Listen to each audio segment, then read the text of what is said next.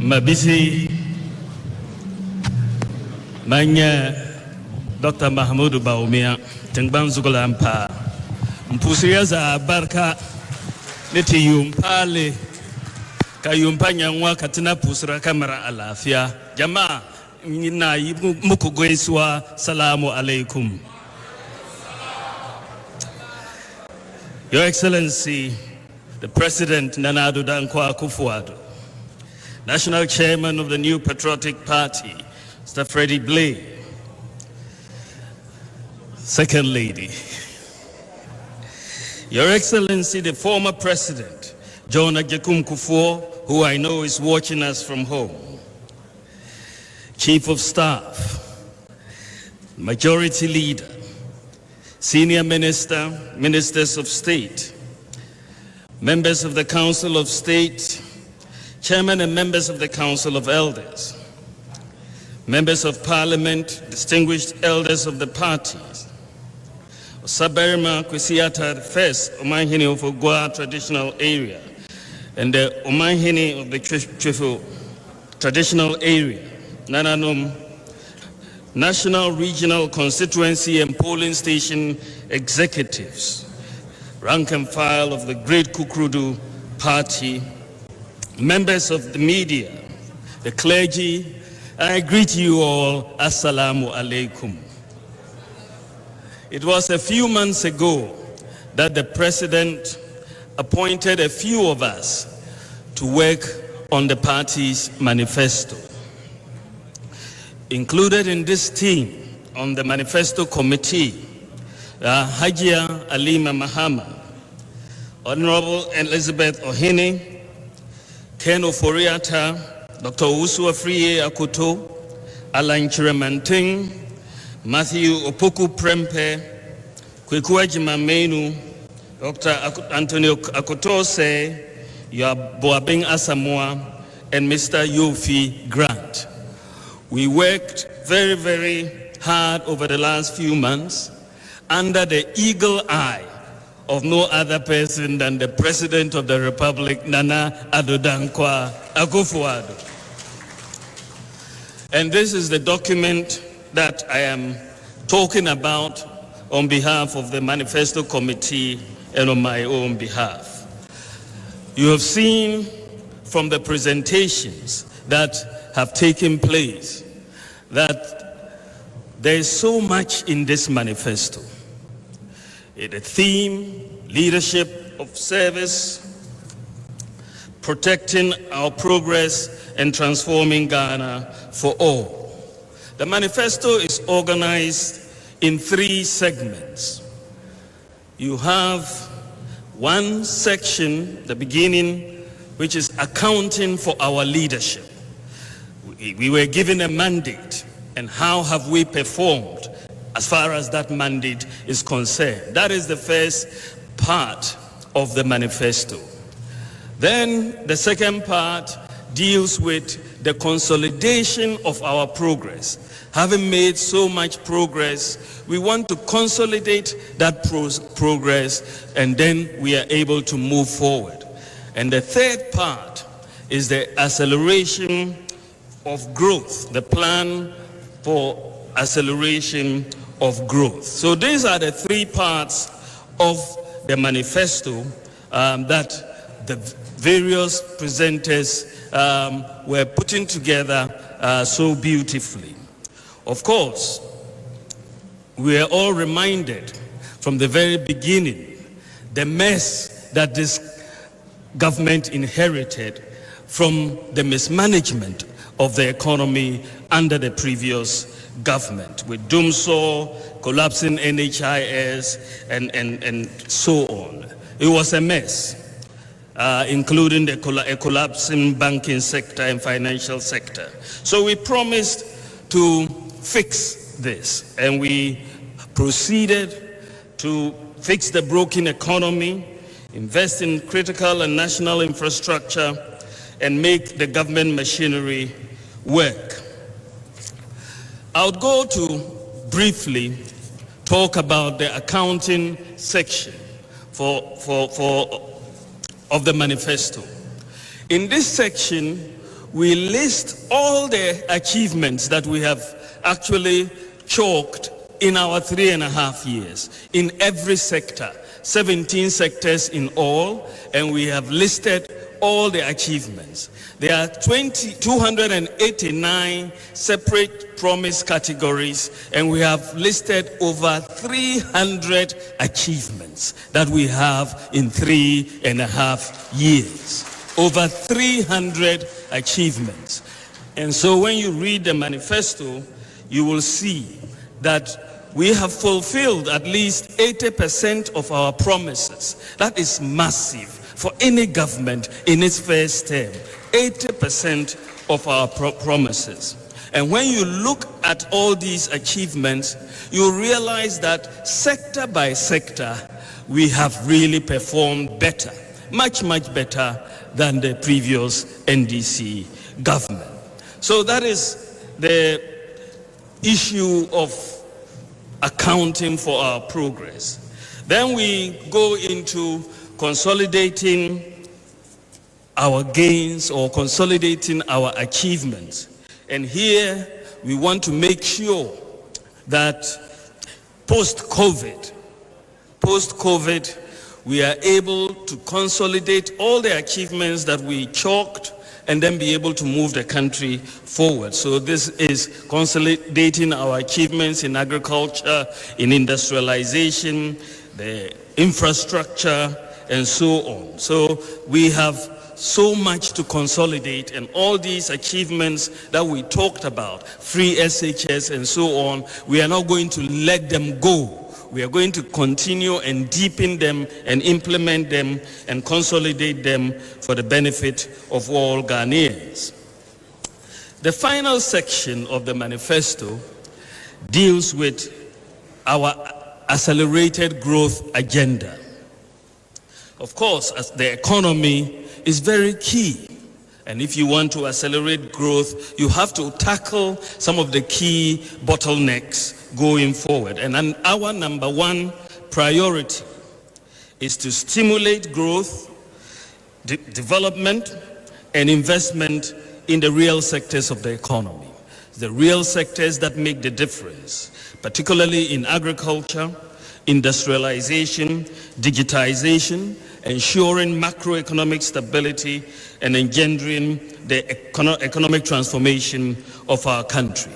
So if you look at the industrialization segment of what we are trying to do going forward, we want to support the made in Ghana products, including supporting the use of local raw materials. The COVID experience has brought the Ghana Beyond Aid into immediate action, where we are going to be more self-reliant as a country and as an economy. So we are going to focus on more made in Ghana. We will renew our emphasis on component assembly, not just in automobiles, but also home appliances and light manufacturing in general. We will deepen and expand the 1D, 1F, and we will focus on implementing the integrated bauxite and aluminium industry, as well as the iron and steel industry. The preparatory work for these two industries is now complete. The legal framework is set, and in our next term, inshallah, you will see Ghana realize the vision, the long-held vision of building an integrated bauxite and in aluminium industry, as well as an integrated iron ore and steel industry, which will be based in the northern part of Ghana. As we add value to our raw materials and our minerals, we will also be passing into law a mineral revenue management law, similar to the Petroleum Revenue Management Law, which will be a first in this country. In the area of agriculture, we will accelerate the activities under the Planting for Export and Rural Development. We'll accelerate the implementation of the greenhouse village concept, and our efforts in expanding our agricultural mechanization centers, as well as promote import substitution with a focus on rice, sugar, and poultry. Rice, sugar, and poultry are areas where we spend a lot of foreign exchange. But our vision is to make Ghana self-sufficient in the production of these three key commodities that we have chosen to focus on in the area of import substitution. When you come to education, it's very, very important that we consolidate the free SHS and the free TVET programs and deepen them. But beyond free SHS, we are concerned also about tertiary education. It is very important that we note that the link between tertiary education and economic development is very, very strong. Countries which have high tertiary enrollment rates have much higher levels of economic development. If you look at South Korea, the gross tertiary enrollment ratio in South Korea is 94%. If you look at Ghana, our gross tertiary enrollment ratio is less than 17%. So if we are to catch up and build the human capital that will help us transform the economy, then we have to get more enrollment into the tertiary sectors. Now, one of the problems for students in getting enrollment, in getting access to tertiary education is affordability, whether it's enrollment in the public or the private universities. The ability to get the money, just like it used to be under the secondary education, many students were not able to access it. There is also a bottleneck that we are trying to address, because when the senior high school students graduate, many of them will look to go for tertiary education, and we have to facilitate their ability to access tertiary education. So we have a major promise, a policy initiative, which will say that all tertiary students, except teacher and nursing trainees who will be on allowances, but all tertiary students will now be able to get the option to obtain a student loan without the requirement of a guarantor.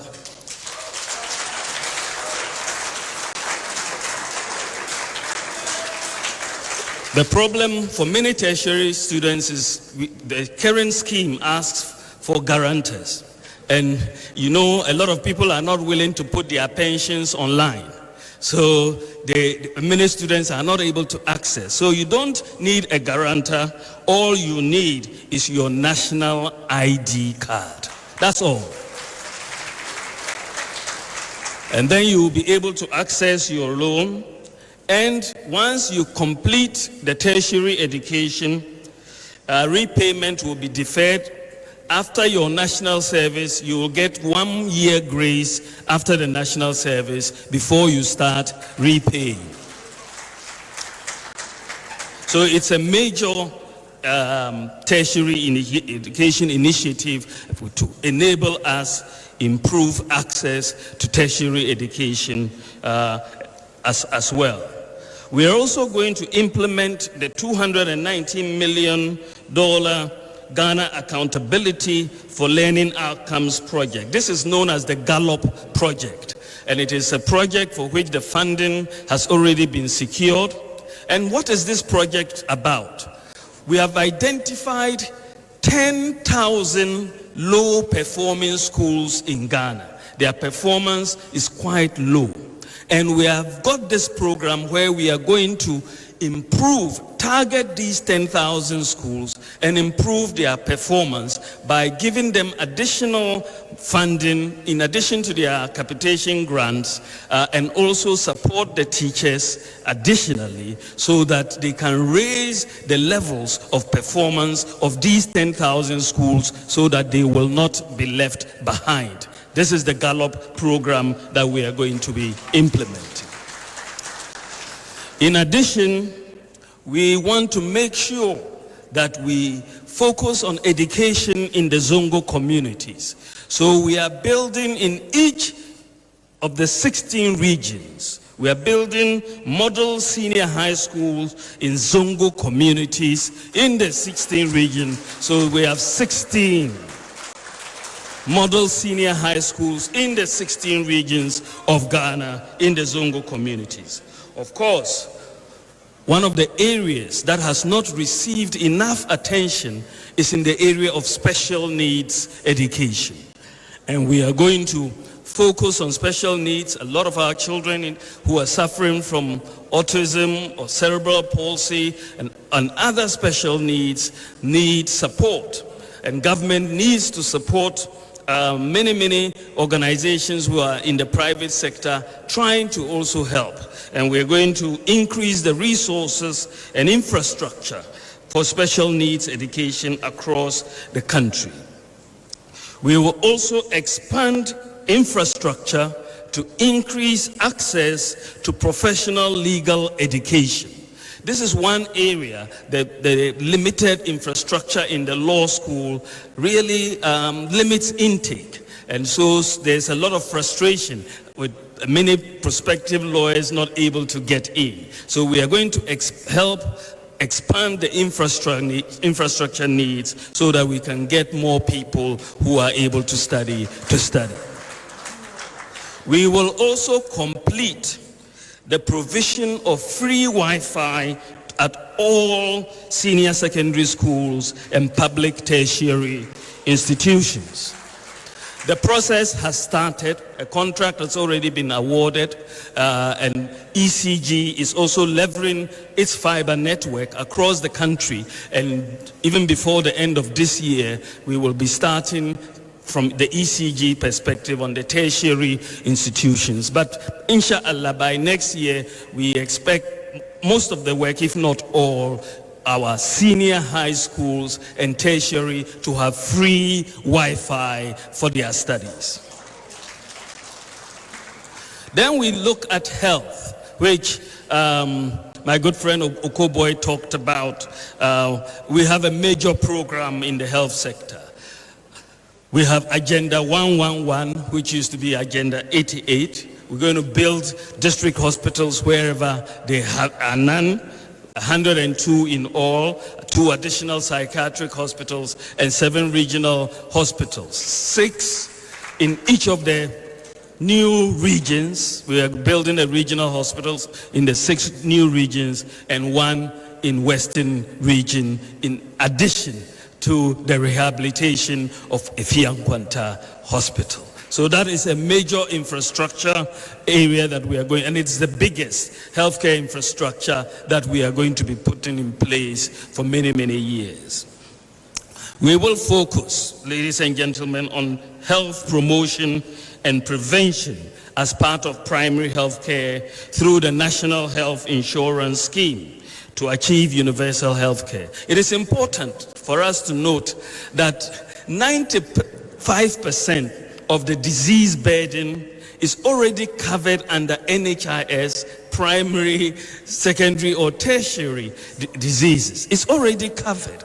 And children, the elderly, and vulnerable groups don't have to pay the NHIS premiums anyway. So if you say you are going to offer free primary health care, it's almost meaningless.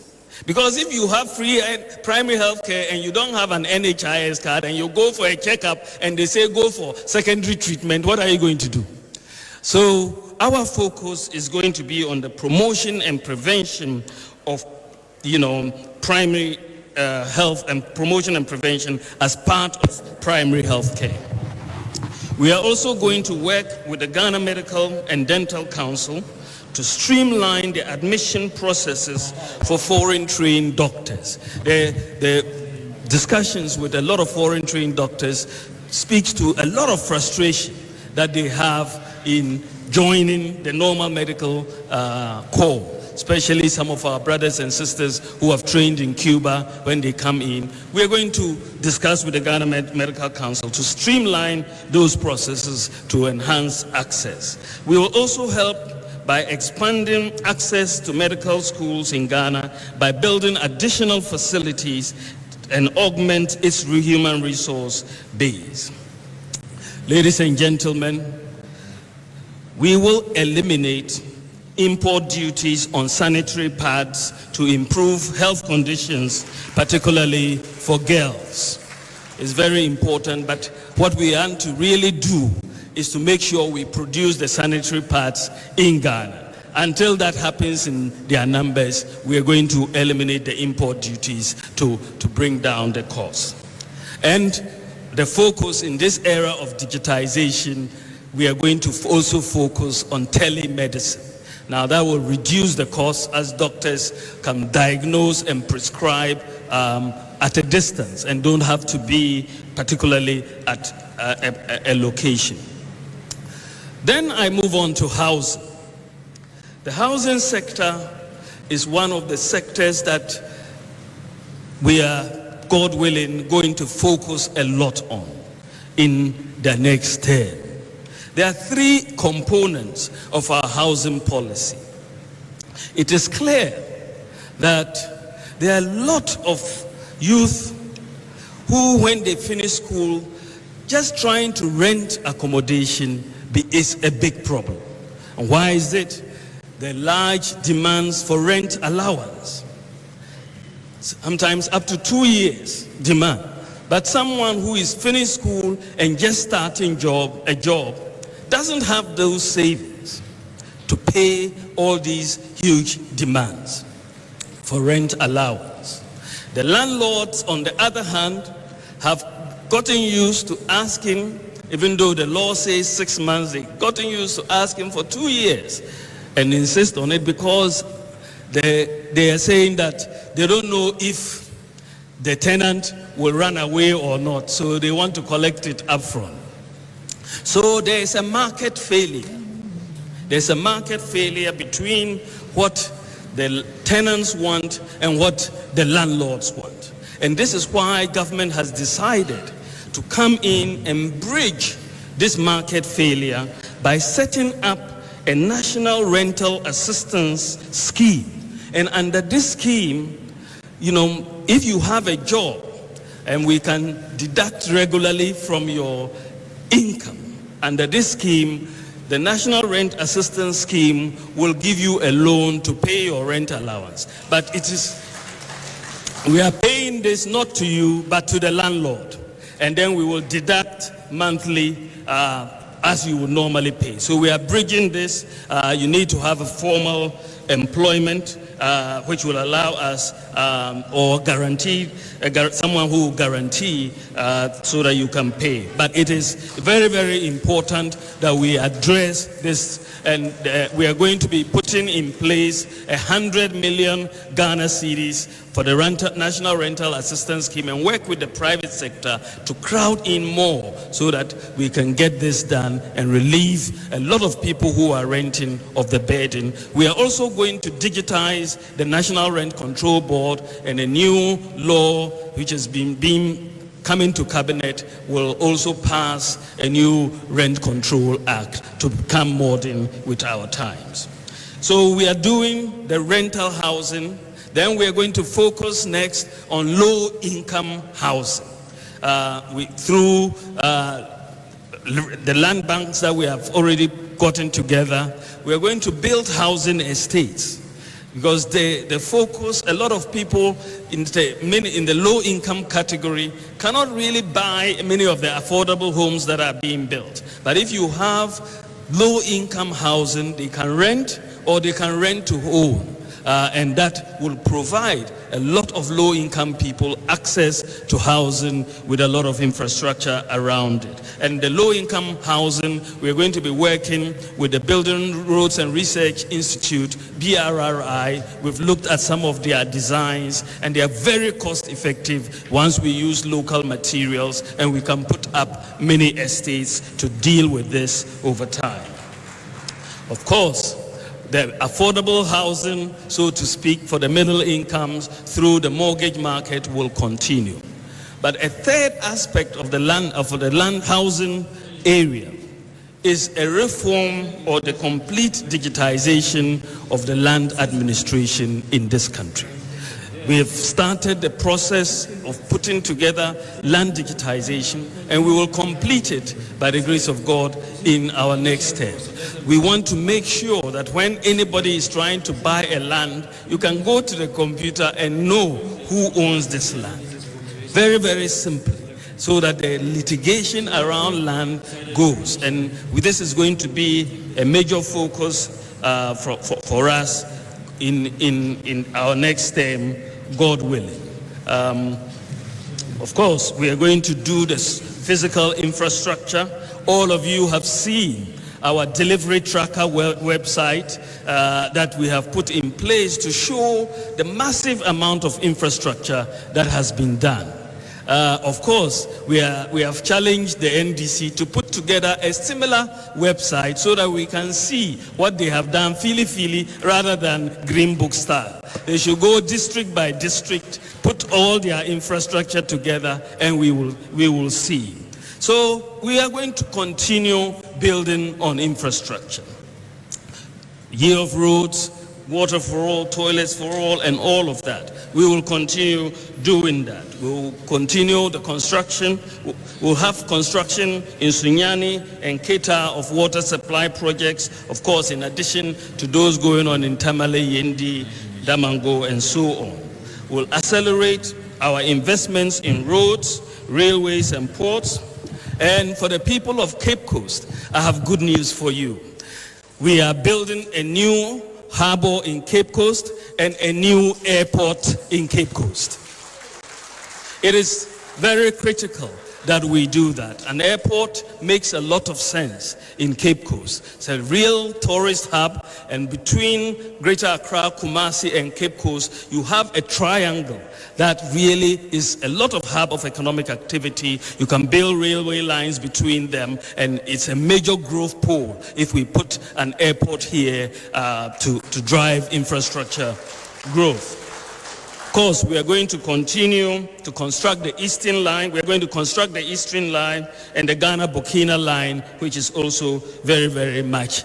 The Buankrap Inland Port, the Bupe Port, and the Atuabu Port are the key ports that we are also going to be looking at going forward. Ladies and gentlemen, in the area of social protection, we are going to make sure that all those in various databases receiving, social protection support, we bring the databases together, and everybody will be uniquely identified by their national ID card, and it will allow us better to be able to target and deliver social services rather than having a situation where you have no idea the full picture, who is accessing what and who is not. Will ensure the enactment of an aging bill for the elderly and also an affirmative action bill, which has been long overdue. We will mainstream the disability issues by implementing broadly the provisions in the Persons with Disability Act 2006 Act 715. And in particular, we want to address access to facilities, transportation, and equal employment. The creative arts has already been mentioned. We see the creative arts as a major growth pole. There's so much talent in the creative arts, but the problem they have is access to studios because there's no capital to do that. And so this is why we are going to set up large recording studios in Accra, Kumasi, Tema, and Takoradi as part of our entrepreneurial hub strategy, in partnership with the private sector. So, and this would be for recording artists to rent space, do their recordings in these studios. The Creative Arts Fund is going to come up as part of the Creative Arts Bill that has been passed by Cabinet and is going to Parliament. And of course, the completion of the theaters in Kumasi and the construction of new ones in Takoradi and Tamale.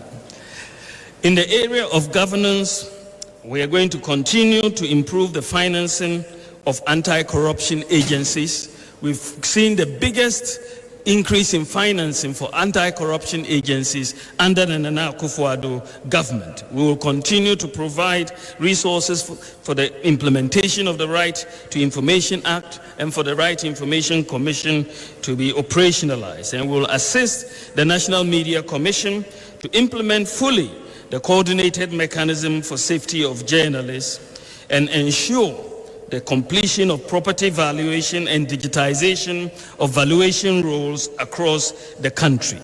In the area of governance, we've talked to the House of Chiefs, the National House of Chiefs, and we have a number of policies that we want to implement. We want to see the passage of the Chieftaincy Amendment Bill, the LI on the membership of the National House of Chiefs, and a codification and digitization of the customary laws and the lines of succession. Once this is done, the disputes will abate because currently there's no codification, and so there's so much dispute when it comes to succession. But we believe that we can help the House of Chiefs codify and digitize all these so that it's there for everybody to see. Now, when we go to the acceleration of growth using the private sector as the vehicle, we're thinking of two major areas. One is digitization, and the other really is a focus on the private sector. The building a digital infrastructure and a digital service economy is something that we are going to focus on. You've already seen a lot of infrastructure that has been put in place for digitization. The Minister for Communications in the video talked about all the work that she's been leading to put in place the digital infrastructure for the country.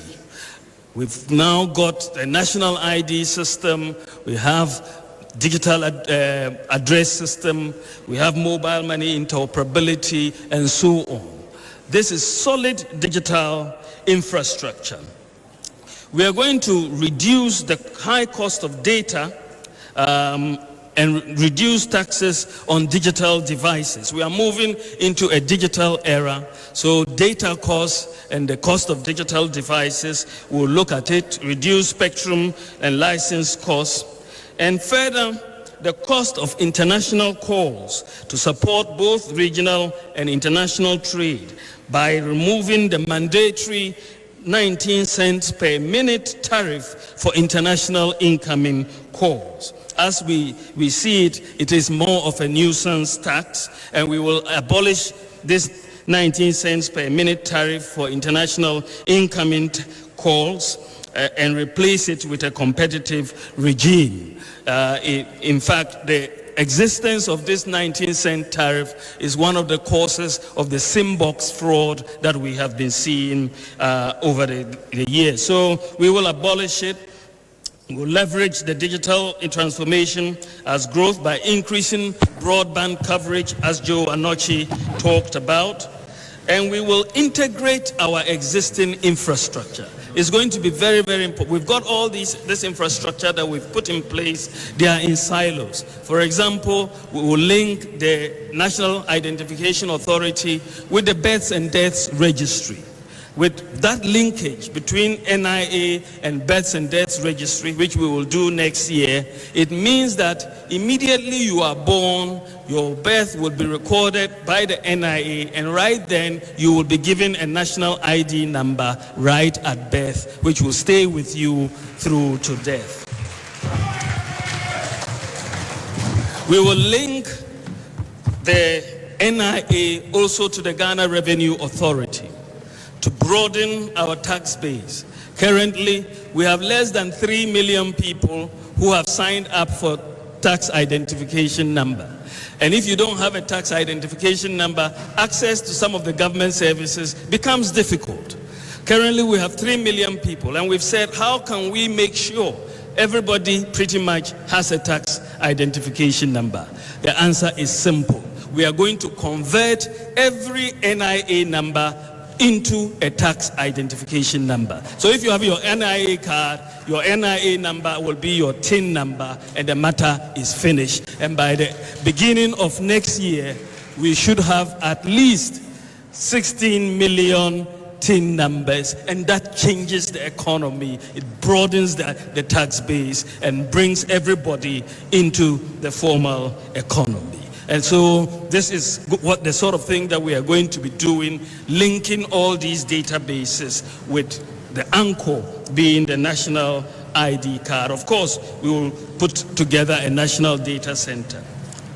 We want to develop Ghana as a regional hub and leverage on the Ghana's position as the Secretariat of the Africa Continental Free Trade Area.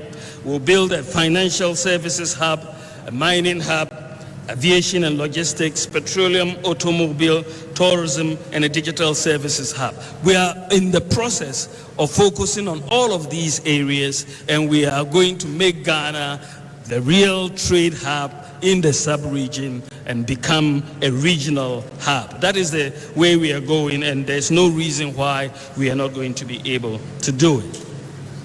Ladies and gentlemen, we have another major issue as far as the private sector is concerned, and that is access and the cost of finance. And government wants to support the private sector and the public by addressing this major bottleneck, addressing the access and the cost of finance. How are we going to do this? We have 4 initiatives that we are putting in place. First is the National Equipment Leasing Policy. We have a problem generally that every time we want to buy capital equipment, whether it's cars or photocopiers or whatever, we pay cash fully for them. But once we buy these vehicles, our maintenance culture is also very poor. And we are not able to maintain most of these vehicles or this equipment, whether it's in the hospitals or in the ministries. We have decided that to save a lot of money and to make sure that this equipment can be maintained, rather than outright purchases of these capital equipment, we will rather lease them and pay over time. Therefore, we can buy a lot more equipment. The maintenance is not going to be government's responsibility.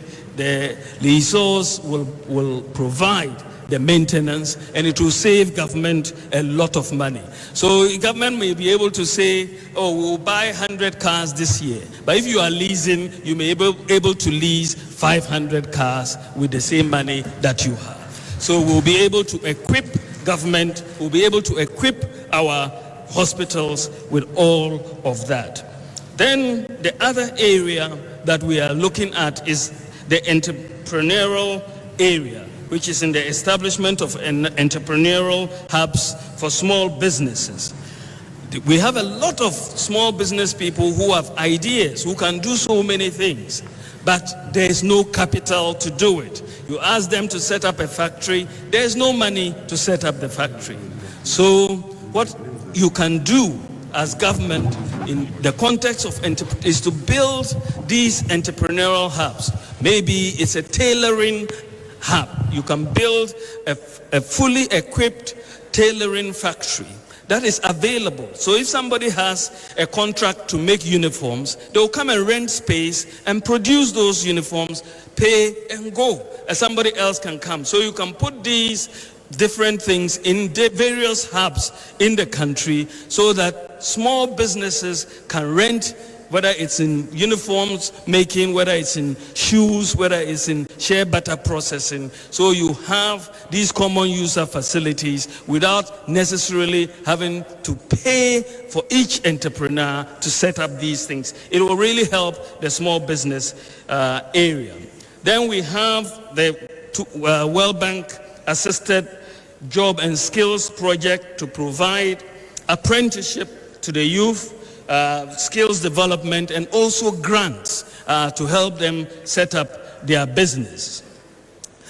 The fourth area is looking at what we call the transport sector recapitalization project.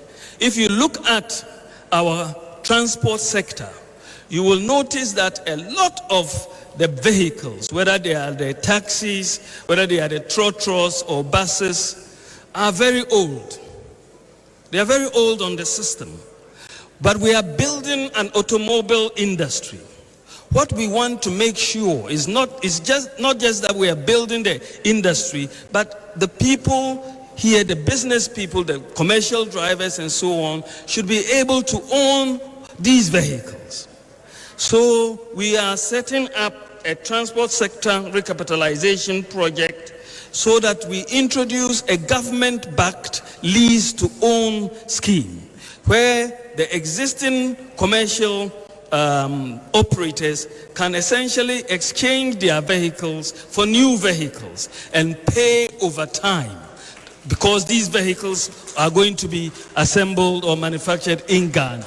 So you exchange your existing trotro for a new one, and then you will get payment over time. And with this, you don't have to pay import duty, just like with the VWs or Toyota manufacturers or Kantanka and so on. You are not, because it's being made in Ghana, you as a commercial driver or bus driver or whatever, you are not going to pay import duty because it is being made in Ghana. So with that interlinkage between government coming in, between the commercial operators on one hand and the manufacturers on the other hand. The commercial operators don't have the capital. Again, there is market failure. And when there is market failure, government will come in to bridge the gap between the manufacturers of the vehicles and the users of the vehicles by providing a government bank scheme so that every trotro driver who wants to exchange their car for a new one will be able to pay over time. They don't have to pay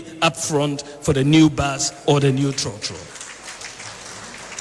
And when we do this, we will breathe life into the local industry, because you have to need parts, manufacturing of parts, and boom, let essentially there be a boom in the automobile industry. And Ghana will become a center for West Africa. Many people will be coming here to buy these cars. And of course, we will also reduce accidents on our roads, because you have new cars and road safety will be done. Finally, improving the business environment. We're going to, for businesses, introduce a single business identifier. Just as you have for individuals with a national ID card, you have that for businesses, so that across interaction with government, there's one number, and that can easily be done, because whenever you register a business, you have a number anyway. A business registration number is given, so that doesn't require new registration. We'll just make sure that is your unique identifier. And we want to introduce regulatory flexibility for micro, small and medium enterprises in their compliance, because there's so much hassle under the current dispensation that we see for many micro, small and medium-scale enterprises in complying with taxation and so on. So we want to introduce a simplified tax regime for micro, small and medium-scale enterprises with a very flexible one, and make sure that they can file their taxes online on their mobile phone, and make it so simple so that tax collectors from GRA cannot come in and harass them for non-payment of taxes. In fact, we will totally discourage payment of taxes or levies in cash. You do it on your mobile phone through mobile money. You will not have to pay any collector any cash. We will also want to reduce the cost of power. This is a major problem for businesses. We have so much in losses from ECG, about 40% of the power that is produced is lost from ECG and also from transmission.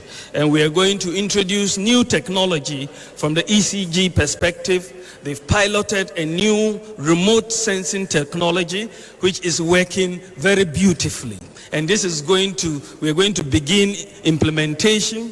ECG have done so well in piloting this remote sensing technology. And I have some bad news for those who are stealing power. With this remote sensing technology, it will no longer be possible to steal power from ECG, and we will make the money to make sure we reduce the cost of power and everybody will enjoy it. So, ladies and gentlemen, this is broadly what is in the manifesto. These are the initiatives that are going to help us to drive growth. Of course, this is a summarized version, and I ask you to read the manifesto, get the details. But at the end of the day, I will close by asking, why should you vote for more for Nana? And you should vote for more for Nana so that he will provide the leadership of service to deliver on our promises, the leadership for service to protect our progress, and the leadership of service to transform Ghana for all. Thank you very much for your attention.